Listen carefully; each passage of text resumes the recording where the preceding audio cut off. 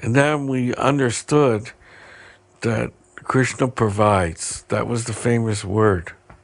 Krishna provides. That's why you really felt secure when you were with Prabhupada. Because you felt nothing could hurt you or touch you, and you felt wonderful. You always wanted to be around him because you felt fully protected. That feeling that everything's going to work out when you're with Prabhupada. Because everything did work out.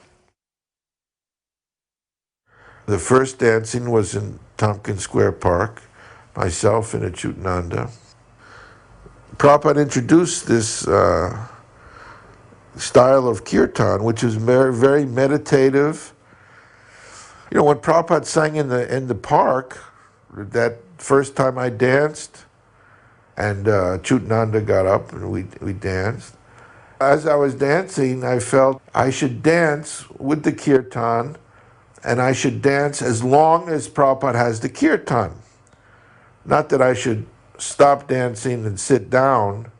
That would somehow be disrespectful to the Swamiji. So I danced for as long as Prabhupada had the kirtan. And Prabhupada had the kirtan for 3 hours, non-stop. He was singing. And that's the way Prabhupada had it. Very long kirtans and very meditative. I once asked Srila Prabhupada, what is the best way to sing kirtan? He replied that you sing in such a way that you never get tired. So that the kirtan should be able to go on endlessly. The New York Times, they came to that kirtan and they took a photograph of Achyutananda and myself, and Prabhupada sitting there. You see the back of Prabhupada's head, and he's holding the bongo drum that he played. The caption was, "The Swami's flock finds ecstasy in the park."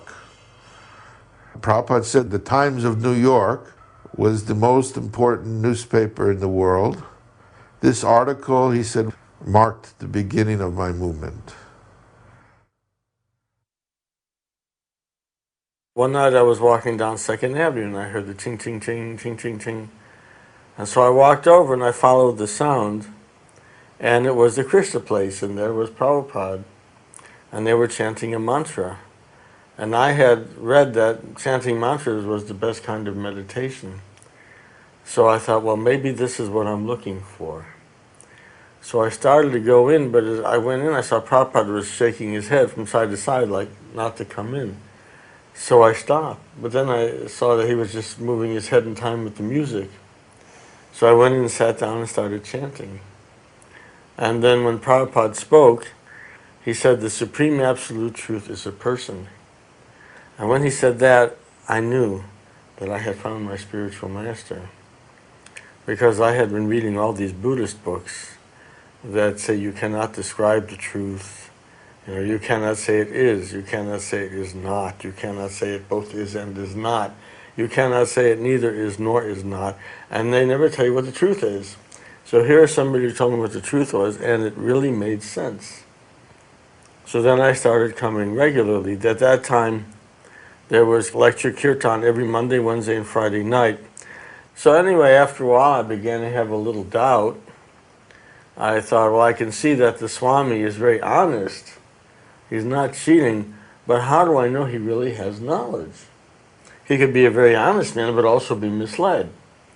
And while I was thinking this, I didn't say anything to him, but I went to hear him lecture, and he said, I teach only what is in Scripture. So when he said that, then I thought, well, then there's no danger if he only teaches what's in Scripture. So that's how I started coming all the time. And then after a while, some of the guys started to do some kind of a service. And somebody would say, well, I'm doing this for the Swami, or someone else would say, I'm doing that for the Swami. So I thought, well, I'd better get in on this, because I thought he would maybe gather a few disciples and go off to a mountain cave somewhere and give them the secret teachings, you know. So I didn't want to miss out. So I went up to see Prabhupada. And I said, is there something I can do for you? And he said, yes, you can take notes in class and type them up. So the next day I took notes, but I really didn't know what kind of format to write them up with, so I tried something. And I showed it to Prabhupada, and then Prabhupada showed me what he was working on, and it was the essay, Who is Crazy? So then I knew that he wanted me to type the notes up in essay form. And Prabhupada said, and we will one day put all these essays together in a book and call it Practical Theology. I was cooking for Prabhupada. Then it occurred to me that it would be nice to start a Sunday feast program. I explained to Prabhupada that in this country, people usually gather in their families together on Sunday and have a meal together. So I thought it would be a nice thing to have a love feast on Sunday when we could ask all the hippies and others who wanted to come and have a Krishna conscious feast. Prabhupada said, oh, that is a good idea. And that's the beginning of the love feast. We used to have the place packed every week. Every bit of prasad would be gobbled up. I cooked, Prabhupada cooked, Achyutananda cooked. We handed out flyers. I remember the first flyer, stay high forever. No more coming down. Practice Krishna consciousness. How familiar these faces are. They are etched in my memory.